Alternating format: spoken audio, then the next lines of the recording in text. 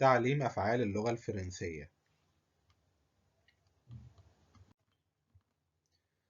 فعل غونفلي. غونفلي فعل في اللغة الفرنسية بمعنى يشخر، يصدر صوت وهو نائم. غونفلي. تصريف فعل غونفلي في زمن المضارع لو بريزون. Je ronfle. Tu ronfles. Il أو elle ronfle. Nous ronflons. Vous ronflez. Il أو elle ronfle. مثال لفعل ronfler.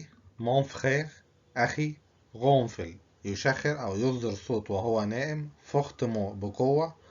quand il est fatigué عندما يكون تعبان أو متعب.